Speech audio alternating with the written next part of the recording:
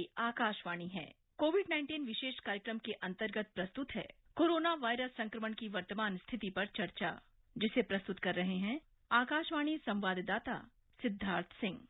इस कार्यक्रम में आमंत्रित स्वास्थ्य विशेषज्ञ हैं अखिल भारतीय आयुर्विज्ञान संस्थान पटना के डॉक्टर संजीव कुमार। नमस्कार श्रोताओं। कहते हैं हार हो जाती है जब मान लिया जाता है, जीत तब होती है जब ठान लिया जाता है। जिस तरह से कोविड के मामले दिन प्रतिदिन बढ़ते जा रहे हैं, इसे लेकर सबकी चिंताएं बढ़ती जा रही हैं। लेकिन इन सब के बीच अच्छी बात यह है कि कोविड से रिकवरी ज्यादा हो रही है, स्वस्थ होने की दर बढ़ रही है। संकट की इस घड़ी में हमें घबराने की जरूरत नहीं है, बल्कि आवश्यकता है हमें संयम और धैर्य से काम लेने की।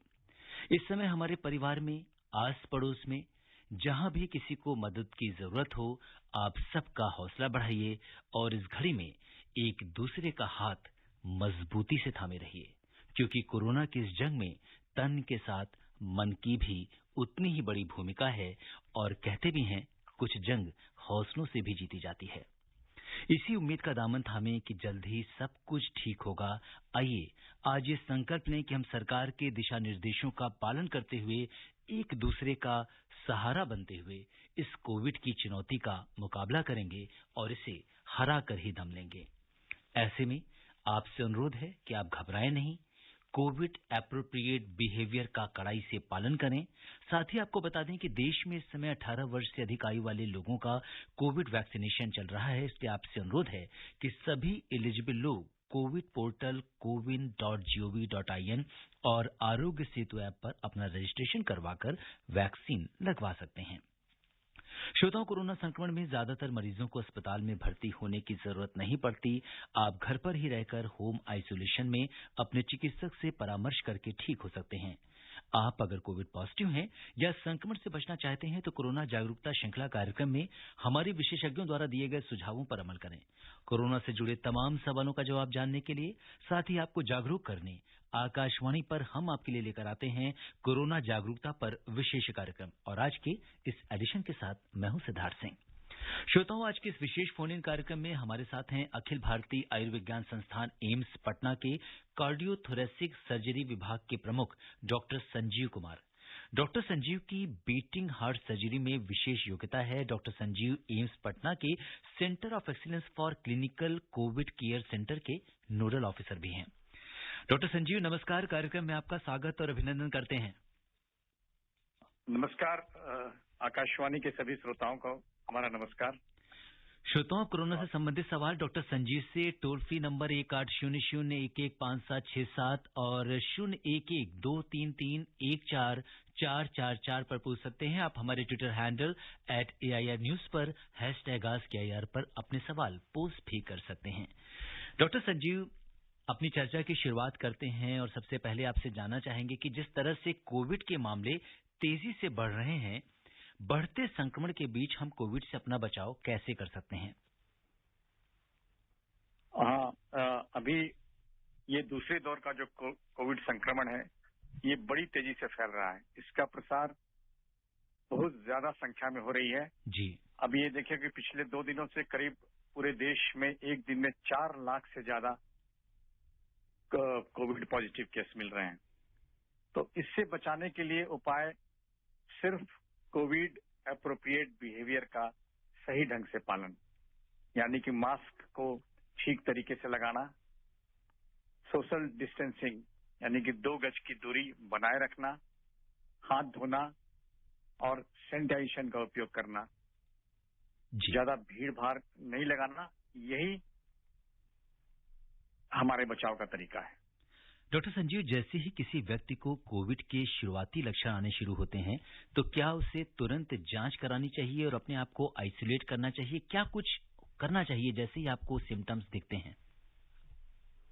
अगर कुछ सिम्टम दिखे, जैसे कि बुखार, खांसी, थकावट, शरीर में कमजोरी, तो आदमी को अपने आप को आइसोलेट कर लेना चाहिए और जो डॉक्टर के बताए हुए या जो स्टैंडर्ड दवा है उसका सेवन करना चाहिए। अगर दूसरे और तीसरे दिन भी सिम्टम खत्म नहीं होता है, तब जांच करानी चाहिए। जी। और डॉक्टर संजीव, इस समय ज्यादातर कोविड के जो मरीज हैं वो होम आइसोलेशन में हैं, क्योंकि 90% से ज्यादा लोग घर पर ही हैं इस समय। आपसे जानना चाहेंगे कि उन्हें किस तरह की सावधानी रखनी होगी और घर पर किन किन जरूरी चीजों का होना जरूरी है अगर आप कोविड पॉजिटिव हैं और होम आइसोलेशन में हैं। अगर आप कोविड पॉजिटिव हैं तो होम आइसोलेशन में रहिए जब आप बिल्कुल एसिम्टोमेटिक हैं या माइल्ड प्री सिम्टोमेटिक है, यानी कि आपके बहुत ही मामूली लक्षण हो जी। क्योंकि अगर लक्षण आने शुरू हो जाए तो जरूरी है कि आप स्वास्थ्य केंद्र में संपर्क करें और कोविड अस्पताल में जाएं। लेकिन घर में अगर आप हैं तो सबसे जरूरी है कि आप अपने को आइसोलेट करें, घर के दूसरे व्यक्ति, दूसरे सदस्यों के संपर्क में ना आए और जो जरूरी बचाव के तरीके हैं जैसे कि मास्क लगाना, हाथ धोना और गार्गल करना जी। गर्म पानी से गार्गल करना, विटामिन सी, जिंक और विटामिन डी जैसी दवाइयों का सेवन करना।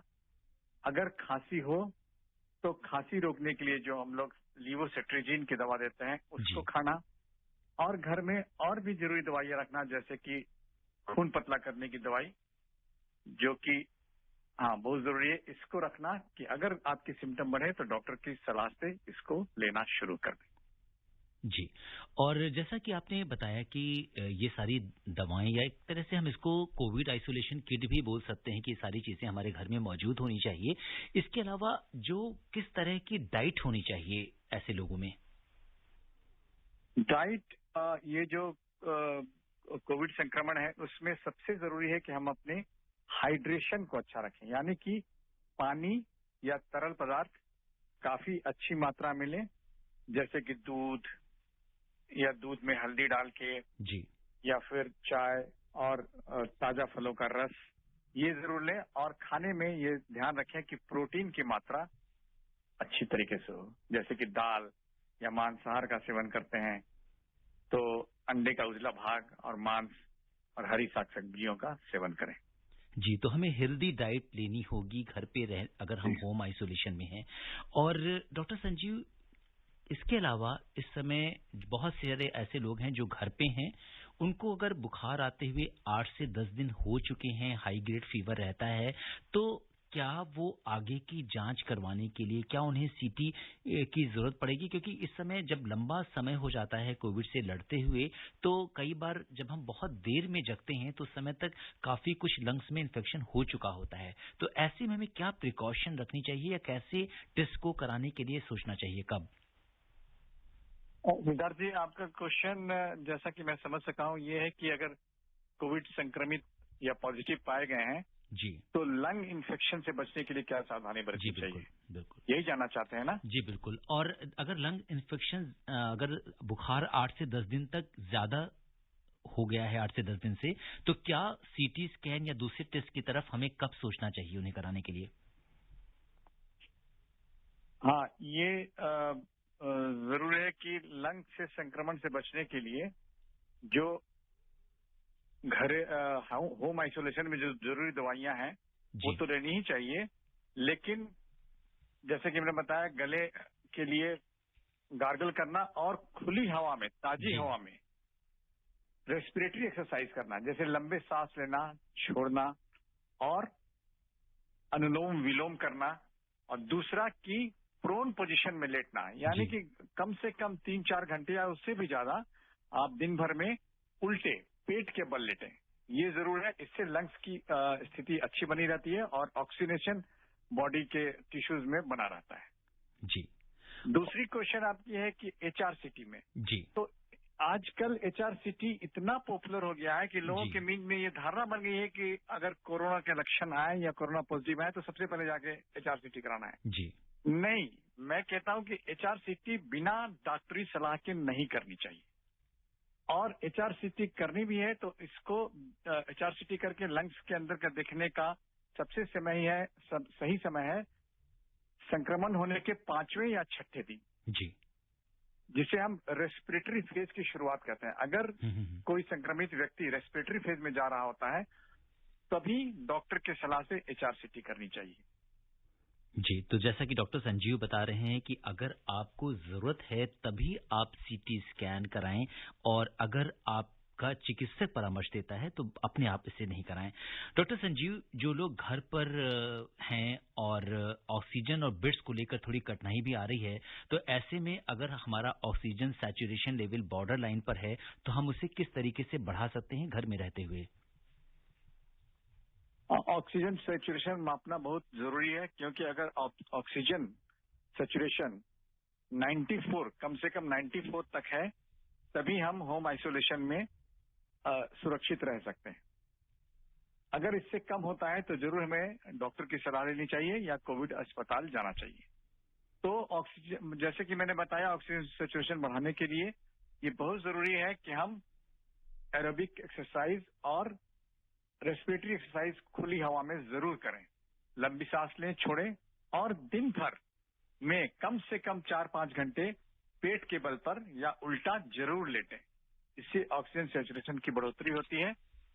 और स्टीम इनहेलेशन यानी कि भाप जरूर दिन में 2 बार लें, जिससे कि आपकी श्वसन प्रणाली जो है और लंग्स तक ये बिल्कुल इससे राहत मिलती है, साफ होती है और समुचित मात्रा में ऑक्सीजन जाता है, जो कि लंग्स में गैसियस एक्सचेंज भी होता है और शरीर के दूसरे हिस्सों में ऑक्सीजन पहुंचता है। जी। और डॉक्टर संजीव, जो लोग घर पर ऑक्सीजन ले रहे हैं उन्हें किस तरह की सावधानी रखनी चाहिए और पेशेंट की मॉनिटरिंग कैसे करनी चाहिए? अगर जैसे कि हम लोग देख रहे हैं कि बड़ी संख्या में लोग संक्रमित हो रहे हैं और कई शहरों में कई जगह पर बेड की कमी हो रही है, अस्पतालों में बेड उपलब्ध नहीं हो पा रहे हैं, तो वैसे लोग घर में भी ऑक्सीजन के साथ रह सकते हैं और अपना इलाज कर सकते हैं। तो ऑक्सीजन में 2-3 चीज बहुत जरूरी है जानना, क्योंकि ऑक्सीजन के सिलेंडर जब भी आप खरीद के लाते हैं तो ये जरूर देखें कि उसे कैसे खोला जाता है। जी। इसे खोलना और बंद करना घर का एक सदस्य जरूर अच्छी तरह से सीख ले कि इसकी चाबी होती है, नहीं तो अमूमन कभी गलत तरीके से खुल जाती है तो बहुत सारे ऑक्सीजन बर्बाद हो सकते हैं। दूसरा, जो ऑक्सीमीटर होता है जिससे कि ऑक्सीजन सिलेंडर से पाइप द्वारा ऑक्सीजन व्यक्ति के नाक में पहुंचता है, वो एक प्रणाली से गुजरता है जिसमें कि पानी रहता है। जी। तो वो पानी जरूर रहना चाहिए, क्योंकि सूखे ऑक्सीजन से बेहतर है हाइड्रेटेड ऑक्सीजन। जी। तो ये जरूर देखना है कि उसमें पानी भरा रहे जहां तक उसका लेवल है और ऑक्सीजन उसी पानी के थ्रू है। और अब नाक में या कहीं भी मास्क लगा रहे हैं तो इतना ध्यान रखें कि उससे ज्यादा लीकेज ना हो। टाइटली मास्क लगाएं, अगर कहीं छेद है तो उसको लिकोप्लास्ट या प्लास्टर से चिपका दें, सो दैट कि जो भी ऑक्सीजन आए वो पूरी की पूरी मात्रा में व्यक्ति को मिल सके, इधर उधर बर्बाद ना हो। और डॉक्टर संजीव, इसका लेवल कितना रखना है? हाँ, जी।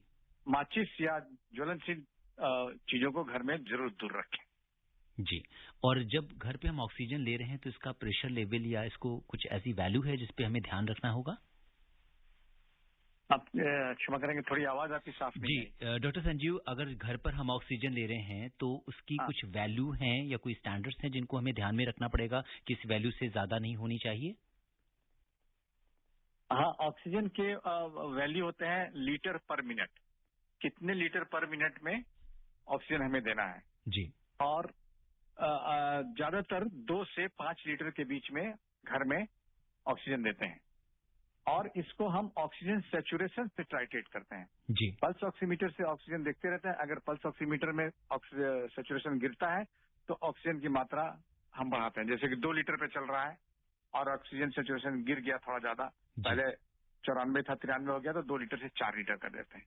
तो इसी तरह से ऑक्सीजन सैचुरेशन देख के हम ऑक्सीजन को कम या ज्यादा करते हैं। जी। और डॉक्टर संजीव, हमारे श्रोता ने ईमेल पर जानना चाहा है कि उन्हें कोविड हुआ था और 15 दिन पूरे हो चुके हैं।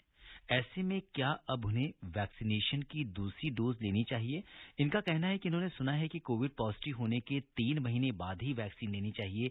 इस तथ्य में कितनी सच्चाई है? क्योंकि ये कहते हैं कि अगर वैक्सीनेशन करा लेते हैं तो थोड़ी इम्यूनिटी कम हो जाती है और आजकल संक्रमण बढ़ा हुआ है। नहीं, ऐसा तो बिल्कुल नहीं समझे। भारत सरकार का यह अभियान है और भारत सरकार के स्वास्थ्य मंत्रालय का ये ध्येय है, उद्देश्य है कि ज्यादा से ज्यादा संख्या में लोग वैक्सीनेटेड हो, तभी हम कोरोना के प्रसार को रोक सकते हैं, इस पर काबू पा सकते हैं। तो अगर आप कोरोना संक्रमित हो भी गए हैं तो जिस दिन से आप ठीक हुए हैं, आपके लक्षण खत्म हो गए हैं या नेगेटिव आ गए हैं, उससे 2 हफ्ते के बाद यानी कि 14 दिन के बाद आप वैक्सीनेशन ले सकते हैं। जी बिल्कुल डॉक्टर संजीव, इस तरह की जो भ्रामक खबरें हैं वो लोग सोशल मीडिया पे तरह तरह की अपनी ओपिनियन देते रहते हैं कि अभी वैक्सीनेशन ले लेंगे इमीडिएटली आफ्टर कोविड, अगर 15 दिन के बाद तो आपका इम्यून सिस्टम कमजोर हो जाएगा। तो मुझे लगता है कि आपका ये स्पष्ट संदेश है कि हमारा जब ये पीरियड पूरा हो जाता है कोविड का, आइसोलेशन का, तो इसके बाद हम वैक्सीनेशन लेने के लिए पूरी तरह से सुरक्षित हैं। बिल्कुल जी, और इस बीच डॉक्टर संजीव, पूरे देश से श्रोता हमें फोन कर रहे हैं और सबसे पहले हम चलेंगे हमीरपुर, हिमाचल प्रदेश, जहां से करतार सिंह जी अपने सवाल के साथ कार्यक्रम में जुड़ गए हैं। हमारे आज के पहले कॉलर करतार जी, नमस्कार। सर जी, प्यार भरा नमस्कार। मैं करतार सिंह हिमाचल प्रदेश से बात कर रहा हूँ सर। जी बताइए, क्या जानना चाहते हैं? सर जी, टीका लगने के बाद कुछ बुखार आता है हल्का हल्का और साथ साथ में ठंड भी लगती है सर, उसमें क्या कारण हो सकता है सर? जी डॉक्टर संजीव, अगर हम वैक्सीनेशन के बाद जो कुछ साइड इफेक्ट्स होते हैं उसके बारे में जानना चाहते हैं। टीका लगाने पे ये सभी टीकों में ये होता है कि टीका लगाने के बाद कुछ बॉडी में रिएक्शन होते हैं। ये एक इंजेक्शन है जिसमें किसी को बुखार हो सकता है, जैसा कि आपने बताया कि थोड़ी ठंड लग सकती है, या कुछ हाइपर सेंसिटिविटी रिएक्शंस हो सकते हैं जैसे कि खुजली होना या चक्के बनना। तो ये साधारण चीजें हैं जो कि टीका लगने के बाद हो सकते हैं, लेकिन ये अपने आप ठीक हो जाते हैं। और अगर बुखार ज्यादा हो तो पैरासीटामोल की एक गोली खा लेनी चाहिए। जी, और अगले कॉलर को लेते हैं, रुक करते हैं छत्तीसगढ़ का, जहां से इंदर भान सिंह जी कार्यक्रम में जुड़ गए हैं। देखते हैं उनका क्या सवाल है। हेलो इंदर जी, नमस्कार। जी बताइए इंदर जी, क्या जानना चाहते हैं आप? जिला कोरिया से इंदर भान सिंह। जी बताएं सर, कोरोना संकट के बीच डॉक्टर भी मरीजों का साथ छोड़ रहे हैं। कुछ ने बेबसी तो कुछ ने डर के कारण अस्पतालों में आना छोड़ दिया है। ऐसे में जो उच्च अधिकारी हैं, इस दिशा पर क्या कदम उठाएं? जी, मुझे लगता है कि डॉक्टर संजीव आप इससे सहमत नहीं होंगे, क्योंकि इस समय तो डॉक्टर जो हैं वो भगवान का रूप हैं और अपनी जान जोखिम में डालकर अस्पतालों में जो कोविड पॉजिटिव लोगों के साथ, और खुद भी उनको कोविड पॉजिटिव हो रहे हैं इस जंग में। डॉक्टर संजीव। हाँ बिल्कुल, आपने बिल्कुल सही बताया। ये डॉक्टर कभी मरीज को नहीं देखें ऐसा उनकी मंशा नहीं होती है, और स्वास्थ्य मंत्रालय का भी और भारत सरकार का स्पष्ट निर्देश है कि हम जरूर कोविड के लोगों को देखें। अस्पताल में ज्यादा संख्या में कोविड के मरीज आ रहे हैं, उनको प्राथमिकता दें, लेकिन जो कोविड के मरीज नहीं है, जो साधारण आम बीमारियों की तरह रोज आते हैं ओपीडी में, उनको भी देखें। तो उसके लिए कोविड क्षेत्र से अलग ओपीडी चल रहा है, चलता भी है, और डॉक्टर उसमें नियमित रूप से जरूर जाते हैं। हाँ, ये जरूर है कि संख्या थोड़ी कम होती है, और लोगों से भी हमारी अपेक्षा है कि ऐसे नॉन कोविड ओपीडी में भी एप्रोप्रिएट कोविड बिहेवियर का जरूर पालन करें, दूरी बनाए रखें, और जहां भी डॉक्टर देखते हैं या स्वास्थ्य कर्मी है वहां ज्यादा भीड़ नहीं लगाए, एक साथ इकट्ठे ना हो, पंक्ति में रहें और बारी बारी से आके दिखाएं, तो डॉक्टर को भी सहूलियत होगी और स्वास्थ्य कर्मियों की भी सुरक्षा होगी। बिल्कुल डॉक्टर संजीव, अगर मैं इसमें देखूं तो आज की डेट में जो चिकित्सा कर्मी हैं हमारे, हम उन्हें जब पीपी किट में देखते हैं, हम तो आम जनता हैं, हमें अगर मास्क लगाना होता है तो उसमें भी लोग कहते हैं कि हमारी सांसों में घुटन हो रही है, सांस फूल रही है, मास्क लगाना बहुत कठिन काम है। लेकिन कैसे आप लोग 12-12 घंटे तक पीपी किट पहन के आईसीयू वार्ड में, और आप जो कि खुद कोविड का पूरा ऑपरेशन देख रहे हैं, नोडल ऑफिसर हैं, क्या कुछ अनुभव रहा है आपका? हाँ, आपने बहुत सही बताया कि ये कि पीपी किट में रह के काम करना आसान नहीं होता है। इसमें पहनने से एक तो गर्मी भी बहुत लगती है, पसीने भी आते हैं जी, और कभी कभी बड़ी असहजता महसूस होती है, खासकर तब जब स्वास्थ्य कर्मी या डॉक्टर या नर्सेज आईसीयू में काम करती हैं, जहां मरीज बड़े अनस्टेबल होते हैं और कुछ प्रोसीड्यूर करना पड़ता है, जैसे सेंट्रल लाइन लगाना होता है, या वेंटिलेटर से जोड़ना होता है, या इंट्यूबेट करना पड़ता है, या शरीर के कुछ अंग में छोटे मोटे ऑपरेशन करने होते हैं, उस समय और भी ज्यादा तकलीफ होती है। तो ये एक जरूरी है कि असहजता होती है, कठिनाई होती है, लेकिन फिर भी एक दृढ़ विश्वास है कि इसका होना जरूरी है, इसको पहन के काम करना जरूरी है, तब भी हम अपने को भी बचा सकते हैं और हम मरीज की ज्यादा से ज्यादा देखभाल या जो मेडिकल एड है वो दे सकते हैं। बिल्कुल तो डॉक्टर ये आपने संजीव कहा है कि डिफिकल्ट काम जरूर है, लेकिन एक बैलेंस बना के हम लोग को चलना होता है और हर स्वास्थ्य कर्मी इससे परिचित है और अपने आप को इसी में ढाल लेता है। जी बिल्कुल। तो इसके लिए डॉक्टर संजीव, हमारी जो ऑल इंडिया रेडियो की पूरी टीम है, पूरा परिवार है, उसकी ओर से और हमारे तमाम लिसनर्स की ओर से हम आपको सलाम करते हैं, आपके जज्बे के लिए, पूरी इस जो मेडिकल टीम है हमारी उसके लिए। और अब हम रुक करते हैं अब अलवर का, जहां से मीना जी हमारे साथ कार्यक्रम में जुड़ गए हैं। Meena ji, hello. Hello hello Meena ji, आपको हमारी आवाज आ रही है? जी नमस्कार, कार्यक्रम में स्वागत है। बताइए क्या जानना चाहते हैं आप? हाँ सर नमस्कार, मेरा बहुत बहुत प्रणाम आपको। जी आपको भी प्रणाम। नमस्कार सर जी, मैं एक रिक्वेस्ट है जी। सर जी, जैसा कि मैं क्या सर जी 47 का हूँ और सर जी मेरा भी टीका नहीं लगा है, तो लगवाना जरूरी है ना? जी डॉक्टर संजीव, उम्र 47 साल है, जानना चाह रहे हैं कि कितना जरूरी है कोविड का टीका लगवाना? हाँ, टीका लगवाना आपको बहुत जरूरी है, आवश्यक है। और भारत सरकार ने तो पहले ही दूसरे चरण में 45 साल से ऊपर के सभी लोगों को टीका लगवाने का लक्ष्य रखा था और लग भी रहा था और आज भी लग रहा है। तो जरूर आप कल जाके वैक्सीन या टीका लगवा लें। जी। और डॉक्टर संजीव, पूरे देश से इस कार्यक्रम में श्रोता जुड़ते हैं, रुक करते हैं बेंगलुरु का, जहां से श्रीकांत जी कार्यक्रम में जुड़ गए हैं और जानते हैं उनका क्या सवाल है। श्रीकांत जी नमस्कार। नमस्कार जी, जी स्वागत है आपका। डॉक्टर साहब आपको भी नमस्कार। नमस्कार। डॉक्टर साहब, ये पूछना है कि इम्यूनिटी और एंटीबॉडी, क्या ये दोनों एक ही चीज है या अलग अलग है? और दूसरी बात, वैक्सीन जब लगाते हैं तो इम्यूनिटी बनती है कि एंटीबॉडी बनती है? और अंतिम सवाल ये है कि अगर वैक्सीन से इम्यूनिटी बनती है तो जिस तरह हम डॉक्टर के पास कोई भी इलाज के लिए जाते हैं तो वो कहते हैं ये दवा लीजिए और ये परहेज करिए, अगर परहेज नहीं करेंगे तो दवा काम नहीं करेगी। तो अगर इम्यूनिटी की दवा है वैक्सीन और हम शराब पिएंगे तो फिर कहाँ से काम करेगी? जी डॉक्टर संजीव, इनके सवाल में एक संदेश भी छुपा हुआ है, लेकिन सबसे पहले सवाल लेते हैं कि क्या इम्यूनिटी और जानना चाहते हैं कि एंटीबॉडी दोनों एक ही चीज है या अलग अलग है? ये बहुत ही गंभीर सवाल है और ये समझना बहुत जरूरी है।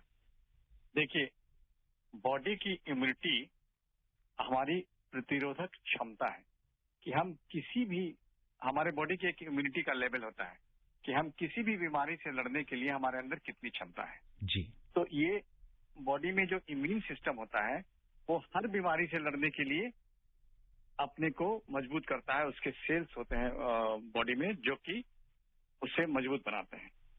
और किसी भी बीमारी से लड़ने के लिए, इम्यूनिटी बढ़ाने के लिए एंटीबॉडी एक तत्व है, एक उसका टूल है जिससे कि हम एंटीबॉडी, हर एक एंटीबॉडी किसी एक पर्टिकुलर डिजीज के अगेंस्ट में बनता है।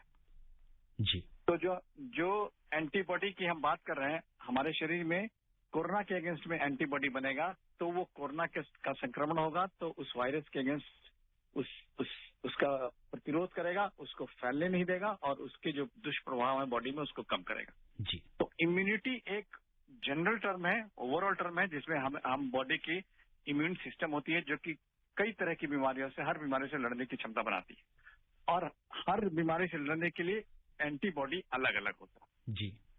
और एंटीबॉडी की मात्रा अच्छी रहती है तो इम्यून सिस्टम भी अच्छी तरह काम करता है। जी बिल्कुल। और अब इन्होंने इनका दूसरा क्वेश्चन था जी, इन्होंने कहा था कि अगर हम अल्कोहल लेते हैं या मदिरा का सेवन करते हैं तो ऐसे में इम्यूनिटी पे क्या फर्क पड़ता है?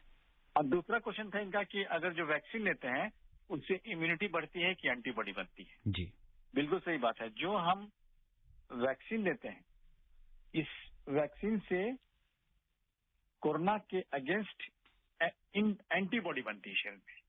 अगर एंटीबॉडी बनेगी तो कोरोना वायरस अगर शरीर में आएगा तो इसका ये प्रतिरोध करेंगे, उससे नष्ट करेंगे या उसको शरीर में दुष्प्रभाव नहीं करने देंगे। तो वैक्सीन से एंटीबॉडी बनती है। जी। और इसीलिए हम कहते हैं कि अगर आपने वैक्सीन लिया भी है तो ऐसा नहीं है कि कोरोना का वायरस आपके शरीर में प्रवेश नहीं कर सकता है, संक्रमित नहीं कर सकता है, करेगा, लेकिन उसका प्रभाव बॉडी पे नहीं पड़ेगा। जी, जैसा कि डॉक्टर संजीव बता रहे हैं। बिल्कुल सही इन्होंने संदेश भी दिया है कि अगर आप वैक्सीन ले रहे हैं, किसी भी रोग से लड़ने के लिए तैयार हो रहे हैं, तो अल्कोहल या तंबाकू जैसी चीजों का सेवन न करें। ये इसके प्रभाव को भी कम करता है और शरीर में इसके अन्य तरीके से भी दुष्प्रभाव होते हैं। जी, और अब हम रुक करते हैं दिल्ली का, जहां से शेख हुसैन जी हमारे साथ कार्यक्रम में जुड़ गए हैं। शेख जी नमस्कार। नमस्कार जी। जी, स्वागत है आपका कार्यक्रम में, बताइए क्या जानना चाहते हैं। नमस्कार जी। जी बताएं। मेरा सवाल ये है, जैसे कुत्तों में ज्यादा सूंघने की शक्ति होती है और किसी भी चींटी में भी ज्यादा शक्ति होती है। जैसे कोरोना की वायरस है जो जब हम अंदर से जो सांस फेंकते हैं जी, तो उसकी बदबू से ये हमारे शरीर में आ रहे हैं। तो मेरा कहने का मतलब है कि नाक में बादाम का तेल डालें या कोई सेंट वैसा लगाएं जो अंदर की बदबू कोरोना से न फैले। डॉक्टर संजीव शायद एरोसॉल ट्रांसमिशन की बात कर रहे थे, अपनी बात को ठीक से एक्सप्लेन नहीं कर पाए, लेकिन आपसे जानना चाहेंगे एक जो कोविड का जो नया तरीके से जो संक्रमण हो रहा है, एरोसॉल ट्रांसमिशन के बारे में आप क्या कहेंगे?